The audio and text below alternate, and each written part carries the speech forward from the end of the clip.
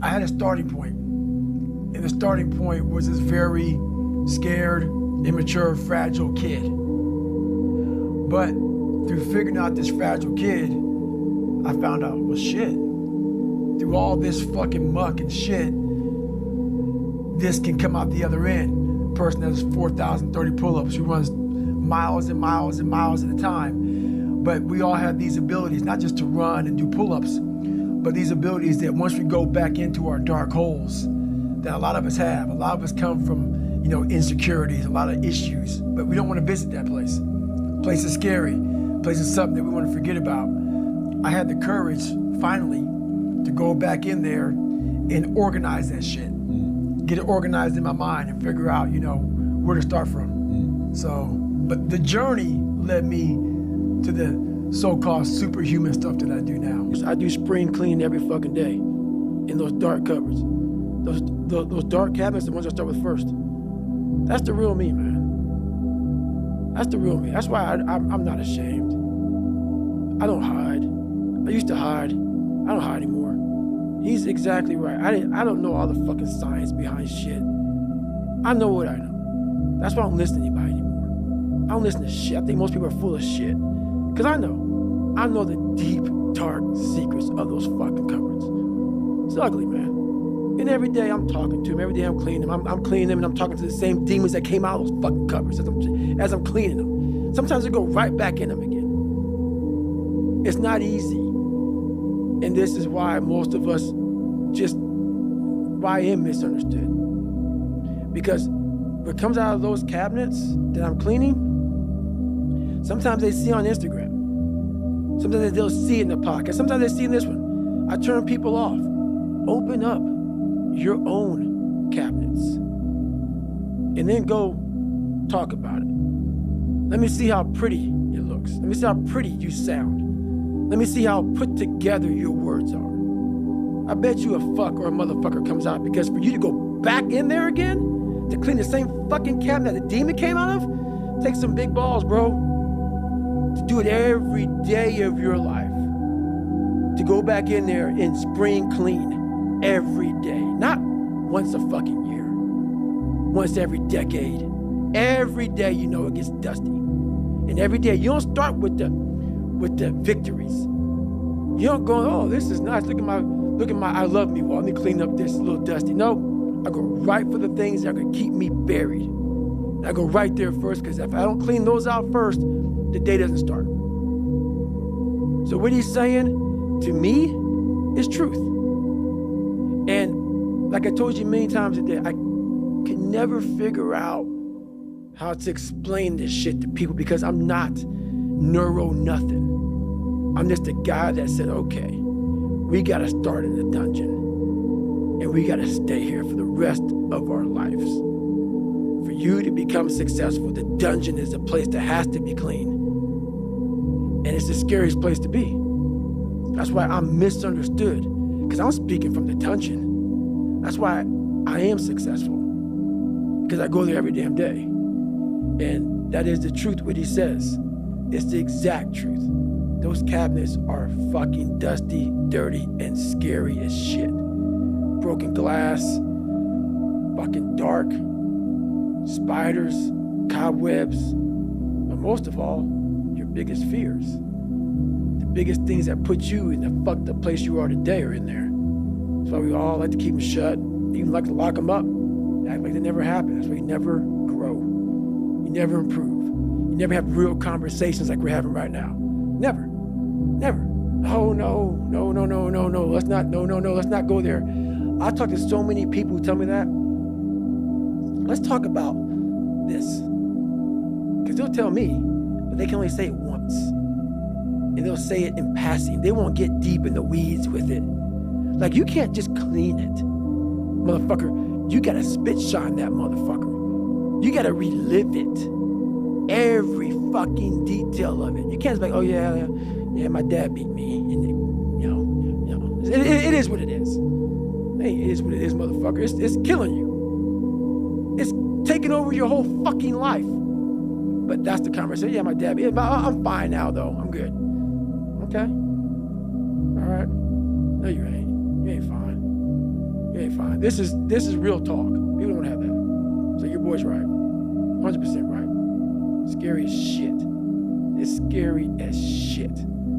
But it makes you who you're supposed to be. And that's the test. We forget. We think we're supposed to breathe air and have kids and pay the bills and shit. And we're like, what's this life about? That makes no sense.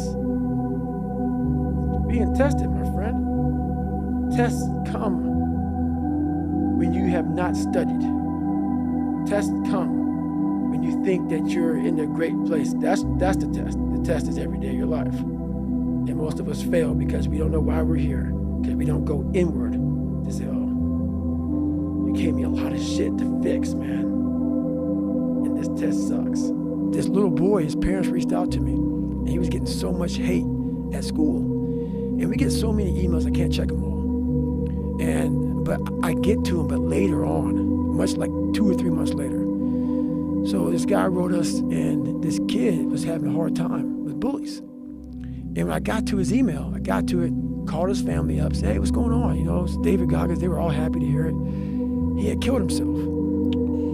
So, like, in the back of my fucking mind, and what hurt me the most was when I read the fucking email, woo, shit.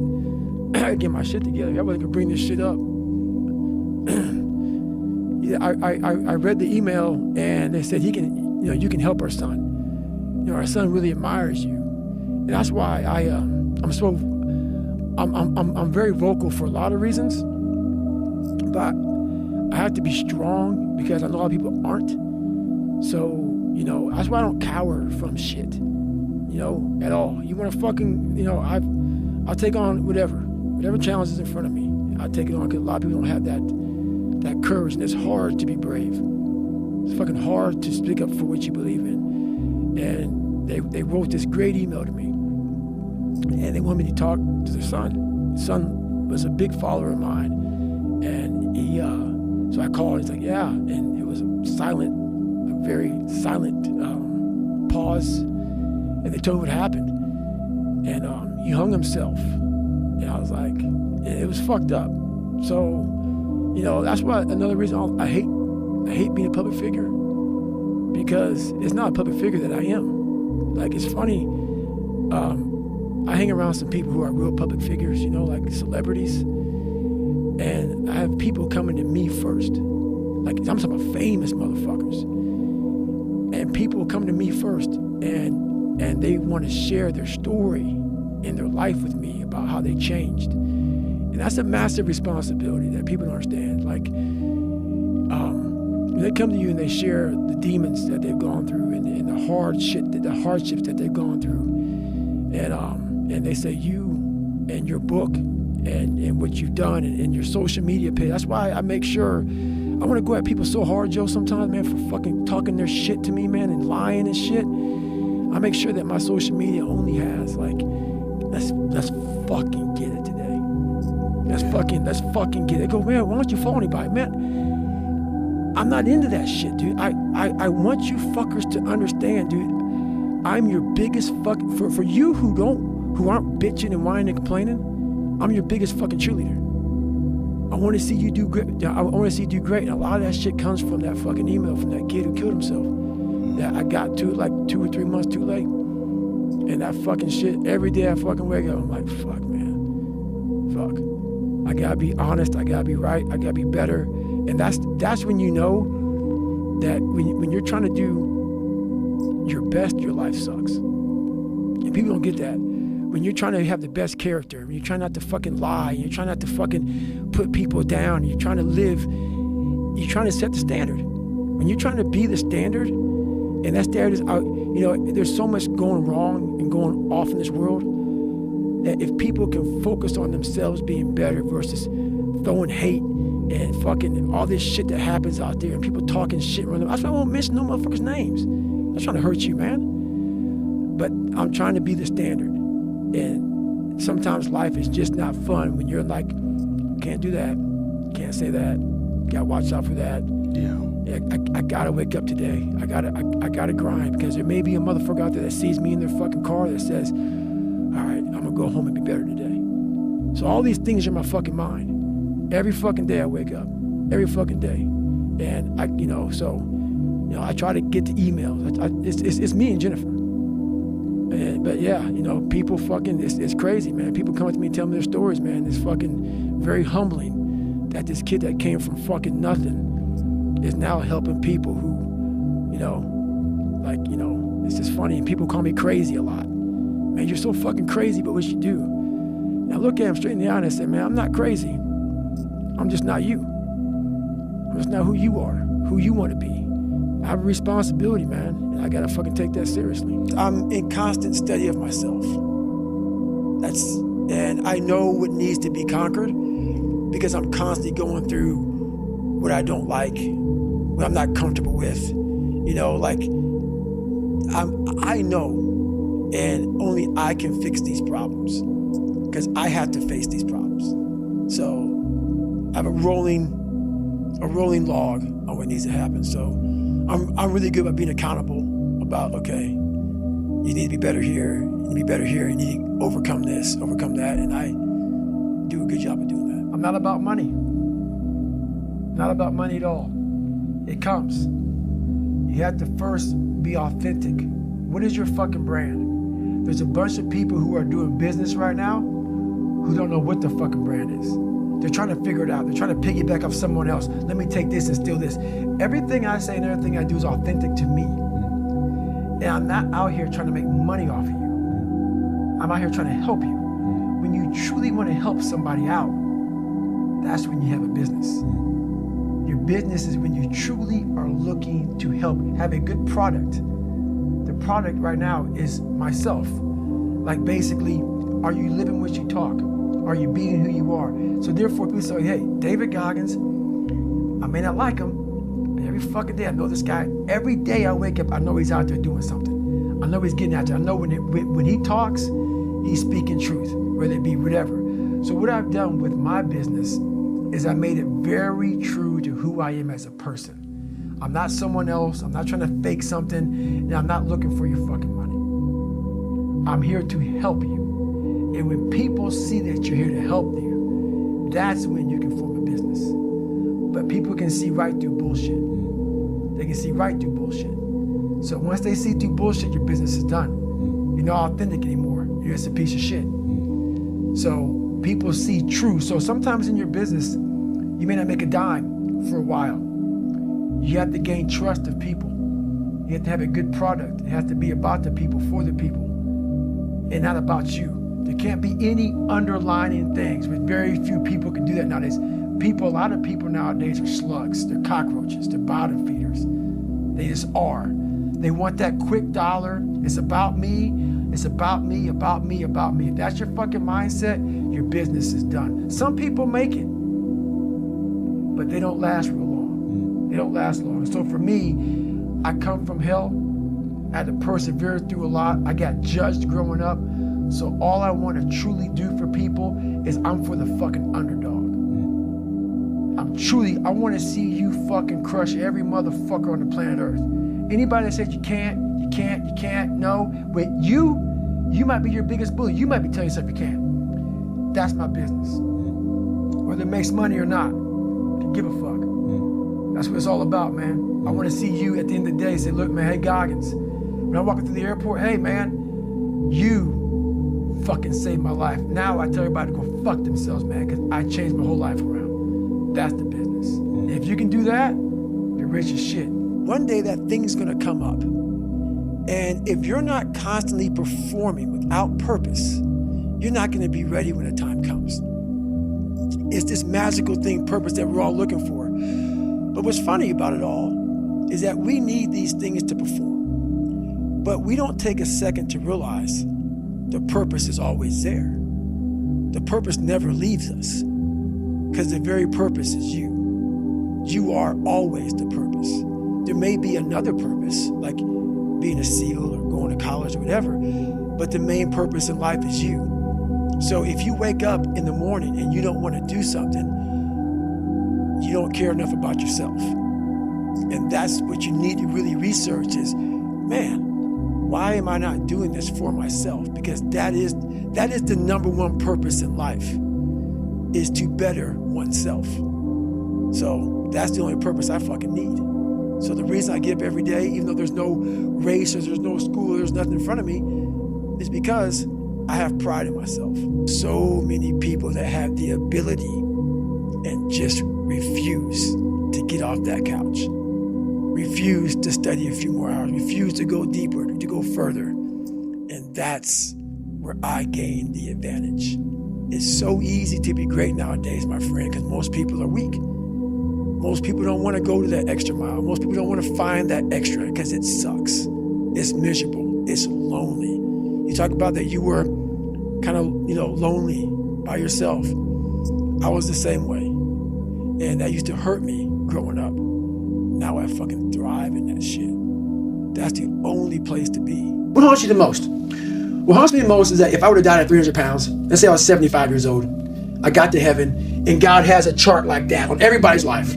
God knows all, let's say that. I don't care what you believe in, doesn't matter. I'm not judging anybody. But let's say my thing is God. You get to heaven, I'm 300 pounds, I sit down, I was a cockroach Terminator my whole life, and we're sitting down just like this, you're God and I'm David. And he gives me that chart, and he says, look at this. Now I'm looking at this chart, and on the chart it has all these different things, but my name's on it. But these things aren't me.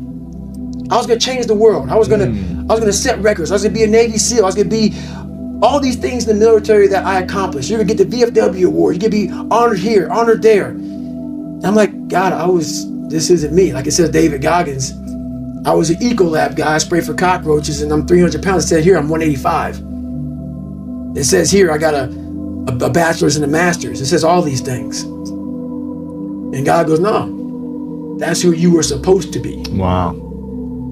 My biggest fear in life is if there is a final resting place in this world, and there's a final judgment, and you talk to something much bigger than you. I don't want to sit down and have a conversation with someone with something that says, you're in heaven, this is what you should have been on earth.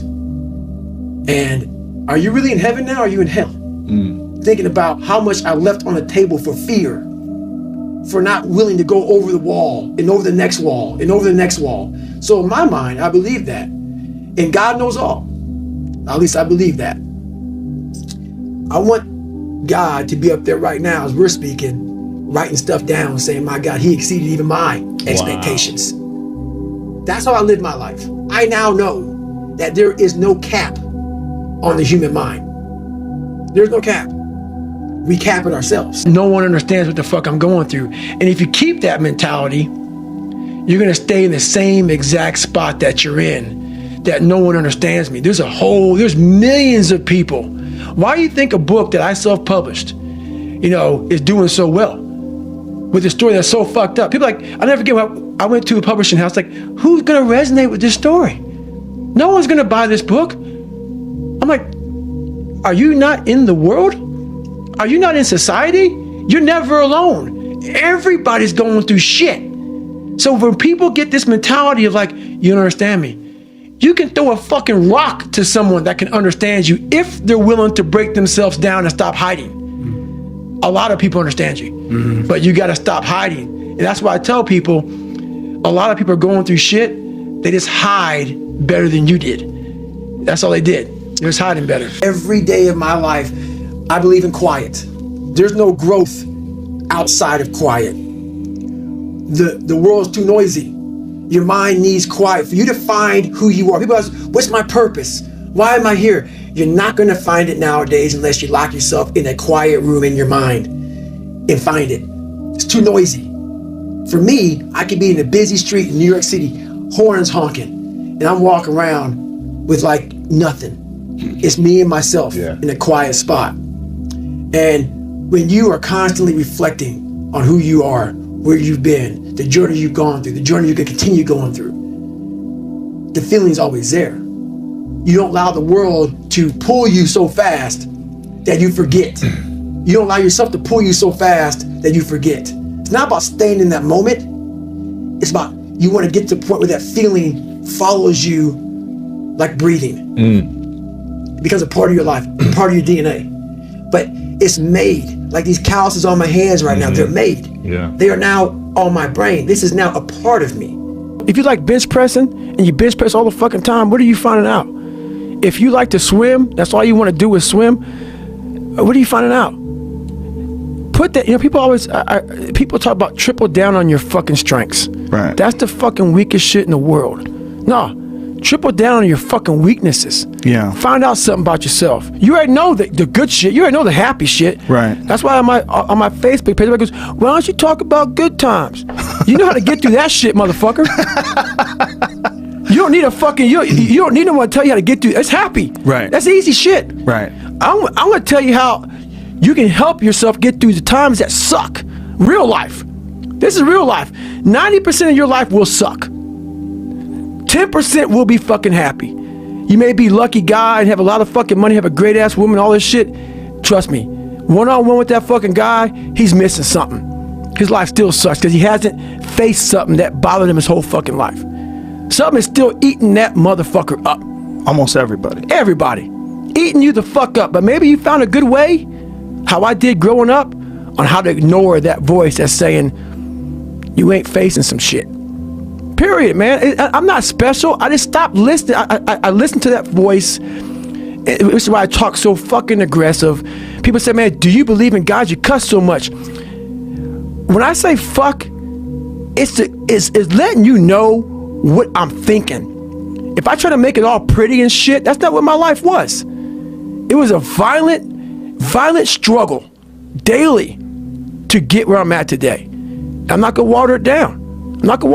Shit wasn't fun. It ain't fun today, but I'm happy. I found a whole nother way of no matter how far you get in life, you have to be able to go back to scratch in your mind at a moment's notice. You can never get so far beyond scratch. What that means is when you accomplish something in life, if you want to go back to scratch and go back to that $7 a month place where I once lived and visit that place for a long period of time. If you were here when you went back to scratch, you would now be here. Scratch is what makes you better. Scratch, friction, obstacles create growth. There's no friction when you're this far up in the game anymore. You think there is. That's right. When you achieve so much, the friction is minor. Because why?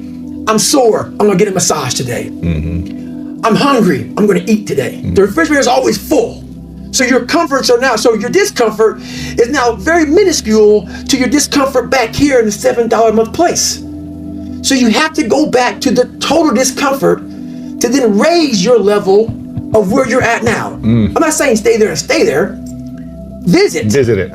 And then you raise your level. Take a day trip. That's right. Yeah. Always take day trips. Yeah. There's energy all around us, but we think that we have to have it. It has to come externally a lot of times. We gotta have like a TV in front of us, watch somebody, listen to a podcast, listen to a great music. A lot of times in life it's fucking quiet. And those are the times when you want to run and hide. You gotta be able to find energy. You gotta make up games, make up tricks, make up whatever you can to get to the next evolution of life. So taking souls is just another way. It's not about hurting the person you're against. It's about finding a tactical advantage in every situation you fucking physically can to get to the next. You're trying to inch further to the goal line. The goal line is whatever it is for you. For me, I want to get through Hell Week. I want to get through Hell Week with my head up high, being strong. I don't know what the goal line is for everybody. My goal line has been very different for most people. But you're trying to find energy and strength to stay in the fight, to continue on until you get that second wind. The second wind is coming, whatever the second wind may be for you. It's coming. But what happens is we get so stressed out that the end is so far away that we just can't find another foothold or another handhold, so we jump off the cliff and we just fall. There's another one, you gotta find it. So taking soul is the one way to do it. You have to want to be better. And it starts off with you have to have pride in yourself.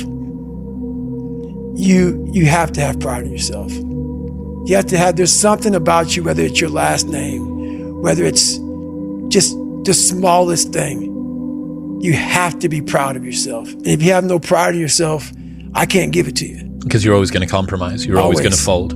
Always. I'm very proud of myself. That's why when people said, you no way you can do better than can't hurt me.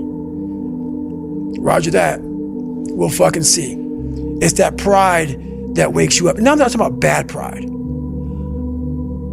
I'm the attention to detail for the human being I want to do. I call this thing, like, I want to be the standard. I want to be that guy. Like, every place I went in the military, there was this ethos about how this place is, how we're going to live, how we're going to represent ourselves. And I walked around and I saw that most people didn't live up to that ethos. Like, if you go to whatever company, they had this mission statement on how we want to run our company. I made one for myself on how I want to be. And that is why, if people can make up a mission statement, an ethos in which they want to live by, and every morning you wake up, you hold yourself accountable to that mission, not a company's, your own. Make up your own mission statement. What do you want to be in life? And once you do that, now you can work with somebody to get better. You can work with yourself to get better. But until you know what you want to stand for, you will always just be sitting down. You'll never stand for anything. What's that quote? If you don't stand for something, you'll fall for everything. That's it. It's a true statement. The most important conversation is the one you have with yourself. You wake up with it, you walk around with it, you go to bed with it. Eventually, you act on it. Sometimes you act on it good, sometimes bad. You got to change the internal dialogue. That person in your head that's talking that shit to you, until you change the internal dialogue in your head, until you callous over the victim's mentality that the world is out to get you because of you are the only, you got to change that shit, man. For too long in my life, and it got me in trouble. For too long in my life, I wanted to be accepted. Growing up, I lied, I fucking did what I could. If you fucking like UFC and I didn't, I love it. I love it, man. Let's go fucking watch it, man. Be my friend, be my buddy. That fucking weak ass shit. I found out through this path of life, who is David Goggins? Who am I? So going through I did it alone. There was no fucking trophy on the fucking wall on the mantle. That trophy's in my fucking brain. No one helped me get there. No one paid my fucking bills. No one did shit for me. No one ran those fucking miles, lost that fucking weight. I suffered on my own and developed this man who said, it's who I am, man. A very competitive, ultra competitive dude that take it what you want, man. I wanted to figure out, is there more to this horrible feeling of feeling like a loser? Can I change this? And once you figure out I have the ability, not through your mom or your dad or through a special school, through you. You have the ability to change this. That's what makes me so mad. Once people put this title on me, you now give yourself a get out of jail free card and say, oh, he's just crazy, he's special, he's unique, he's this and that. You just saved yourself. From not having to do the work. From not having to do the work. Yeah. And that's why I want people to hear my story. I'm trying to take away all that bullcrap that you want to put on me. I'm trying to make you suffer up here to know what, my God, man, he really had a hard way to go. Wow. There was nothing special about him. He wasn't talented. He wasn't gifted. He wasn't nothing. He wasn't nothing, and he made it. I want everybody to feel uncomfortable around me. That's it. Because I want you to go home and think about yourself. Yeah. Think about yourself, man, because you're leaving so much on the table for the possibilities of what you can be.